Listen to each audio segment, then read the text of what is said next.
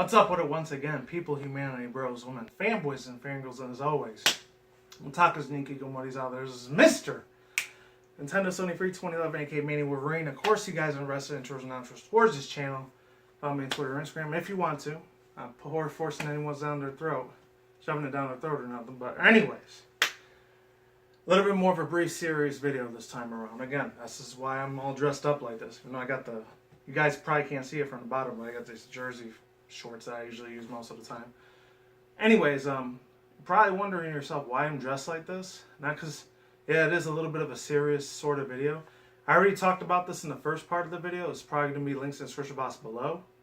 More than likely it will be there, but without further ado, let's begin. But before I begin, I'm probably going to put this in a separate video for, as you guys know, by the time you see this, it might be 5-6 days old. But as far as Pokemon Go players, as crazy as hell as that is, because it has a lot of shit to do with Pokemon Go related stuff, or just Pokemon Go YouTuber community drama in general. It says Giratina Origin Form raid counters guide. So this comes from PokemonGoHub.net. I'm just going to read like the first two paragraphs and that's it. So it says Giratina Origin Form is the tier 5 raid boss in Pokemon Go Origin Form. Counters are most likely the same to Ultra Giratina, featuring the strong Dragon, Dark, and Ghost and Ice types, such as Rayquaza, Dragonite, Palkia, Gengar, Mewtwo, and Tyranitar. And Giratina Origin Form has a 4-boss CP rate of 41,776, can be caught with the following CP values. The best case scenario for Giratina Origin Form is a very manageable duo, best friends bonuses, and teams of dragons, excuse me, with possibly Mamoswine and Gengar mix if needed. Ideally, use 3 to 6 high-level players or 6+ lower-level players when fighting the raid boss. I'll probably get into more of that in a different video, or I might not touch base on it at all. Who knows? Anyways, excuse me, without further ado, let's begin. Sorry if I'm like smacking my lips a lot. It's really, really hot in here. It's like barely 80 degrees, but with the computer on here, it's like 95. So if I start sweating bullets, you know why. Over the course of the past couple of days, I honestly, dude, was really not looking forward to making this video because, my God, this, as far as way back in 2009, 2010, literally, I think about a year or two after I got out of high school, way back when, the whole Poketuber community at that time was a whole other different place compared to how it is now. And to see it like crumble into pieces like this slowly, there's kind of like 3 waves of like the Poketubing community. You count from like, in my own personal viewpoint, that's how I see it. From like 2009 to about late 2013, early 2014 was like the OGs of the Poketubing community. You know, you had like people of, I'm not sure if some of these people are still around, some are still around, others are gone. You had people like, the ones that did a lot of the music remixes back in the day, like fucking, I remember those Glitch X City, and there was a couple other people too, but they just didn't get as big as she did. And then you got people that did a lot of like the Nuzlocks and the Soul Links, and all those other people like Hoodlum Scrafty, which now he goes nowadays as Hoodlum Callum, and a whole giant like whole giant freaking crew that were really, really big at the time. Which one of them, or maybe even 2 of them, pretty much got thrown under the bus by the entire Poketubing community. This isn't the first time I see this happen. I saw it happen about a year and a half. By the time, in the next couple of months, it'll probably be almost 2 years since it happened. The whole reason I left the whole MLP Brony community with the whole thing about the whole sexual assault, sexual allegations about Toon Crit and Y2K, kind of like manipulating underage girls and talking all this nasty, dirty, disgusting ass shit to fucking underage minor little girls that don't know any better. Which I thought that was really fucked up in a way, completely. Seriously. If he was a grown 24, 25-year-old man, he should have never fucking been doing that shit in the first place. He should know well. He should have been very fucking well aware of what he was doing was fucking wrong. But nowadays, this whole bullshit thing with all the hashtag #MeToo movement and all that, which I really don't believe in, to be honest. Because a lot of that shit mainly comes from Hollywood and the politics, especially when it comes to like Secret Service shit, like from the FBI and the CIA. They're the ones that like, they put all these sort of rallies and movements into motions. It's not being made up by a regular fucking person like you and me every day average Joes or Johns and Janes on the street. You know, I'm just saying, just putting it out there. But without further ado, this really, really sucks ass on the article I have to read it on. I really, really don't want to have to read it on here, but I couldn't find any other article that was talking about this. And this came up on my Twitter feed a couple hours ago, right after I got out of work and shit. So this comes from Cecilia De Nasantio. Accusations of sexual predation shakes Pokemon YouTube community. And it's from Kotaku. I know a lot of people really, really fucking hate Otaku, especially when they go in that far right, like political ideology sort of shit. And like a lot of indoctrination shit that I completely disagree with. But it is what it is. This is a very long ass article, by the way. And it's crazy because I remember even years before this shit took place, I didn't like this dude's personality. To be honest, because he reminded me of a lot of people, especially in elementary and middle school. I used to go to school with and shit. He was one of those fucking class clowns that would talk a lot of shit and disrespect the teacher and stuff. This is why his whole aura, his whole personality, I didn't give a fuck about. That's what it was. You know? And I'm really, really trying hard as fuck not to like make this a topic about race and ethnicity and all that shit. I'm really biting my tongue in that shit because I don't want to offend any of these motherfuckers. It's like, oh, you're being a racist towards blacks or Hispanics or Asians. No, that's not what I'm trying to do. I'm just trying to state, like, unfortunate, obviously, huge stereotypes. Unfortunately, some of them, they shine a lot more. And they gain a lot more negative attention than they do in their positive sides. That's just how the way the world is, even outside of the internet. So it says, accusations of sexual predation. I don't even know how you say that. And I guarantee you, people like Dekudurr or fucking, what's his name? Anyone that was a part of the Poketubing community, they know what it is. They're going to be talking about this for days on end. Are rocking the Pokemon YouTube community. And all 12 alleged victims made public statements against 4 individual scenes, including Kyle McNeil, the King Nappy. And I remember for the past couple of years, even like 2011, 2012, when I barely started this channel, all the way it's about 2015, 16 maybe. Like I think it's been in like about almost 4 years the last time I talked about this dude. I never really liked how the King Nappy was. I never gave a shit about his fucking personality. I thought he was really, really way super fucking ignorant and stupid as fuck, to be honest, man. And I'm not sure if that's how he is outside of YouTube when all the cameras are turned off, because people switch personalities easily. Some of them, especially when they're a big giant YouTube channel with 500,000 plus subscribers, which I'm not going to be surprised it ends up going all the way down to 100,000 or 200,000. We saw this with a big fucking example of big accusations, like, even though he's more in the skeptics, like political, like sort of like shock news sort of community, which is that dude Matt Jarbro, Monday Matt. I remember he had 159, 160,000. Now he's almost like 138,000. So his channel just suffered immediately. Even though that's a whole other different community from the Pokemon community channels. Way different. Anyways, as far as King Nappy goes, I just never really liked his loud, outbursting, obnoxious personality. It reminds me of certain individuals I'm not going to get into because I don't want to sound like a fucking racist asshole or nothing. Because not saying every like black or Latino person acts real hood and ghetto and rash. Like, yo, what's good, nigga? What's good? Like, yo, I got you, B. What's good, B? Like, what's really good, my nigga? Like, you gonna hold this shit down for me, bro? Like, that shit annoyed the goddamn living shit out of me every time I heard that fucking garbage when I was in elementary and middle school. I always stood clear away from fools like that, to be honest. I always did.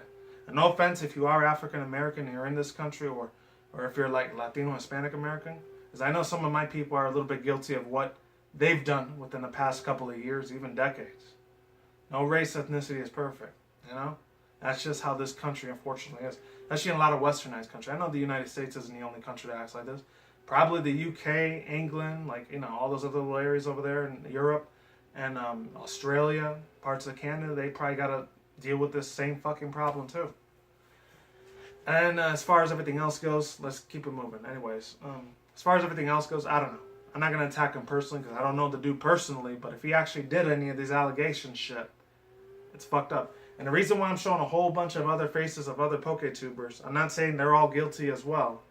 I'm just giving examples of what what your typical generic big giant Poketuber channels that get really, really big and famous and popular, which thank God I never had a channel that had over 100,000 plus subscribers or more, because any little bad thing I would have said, hey, people probably would have started accusing me as like, oh, you did something bad and dirty and disgusting in your past, so we're going to destroy your fucking career. You said this on YouTube a couple of years ago. You said this on Twitter and Instagram, and I have proof and evidence. No. Get that shit the fuck out of here. And in a way, I'm real glad I got a nice, small, little, tiny channel. So that way, hey, nobody's ever going to be able to accuse me for shit. Thank God. I'm not going to lie. Even though, granted, I'm not going to lie, my older account channel, I left a little bit of raunchy, not racist comments per se. I'm not going to say that. I left a little bit of like some edgelord, fucked up, very profanity sounding comments. I'll admit that.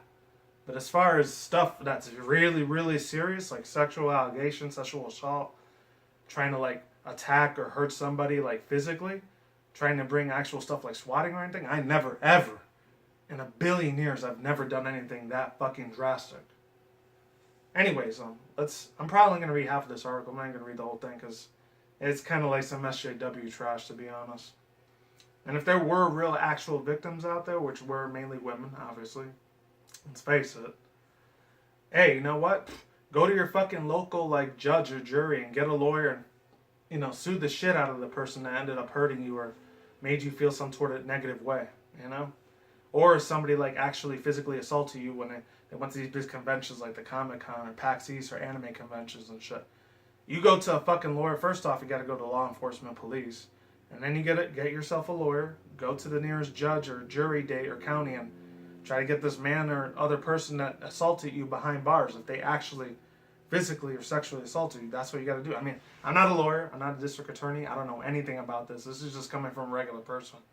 If you want to know more professional information on that, you go to a fucking lawyer. I'm the last fucking person you give advice like that. That's just my guess is my best things that you should do. I don't know. Pokemon is a franchise typically appeals to kids and teenagers, plus adults who grew up with the games and anime. The series spawned a lively scene on YouTube when people's posts of Let's Plays online battles, challenges, runs, and generally commentary on the series. Because of the series appealing to kids, fans of Pokemon YouTubers, which are really called Poketubers, not YouTubers, they still are YouTubers as well, may skew young earlier, may be skewed to young. That doesn't make sense.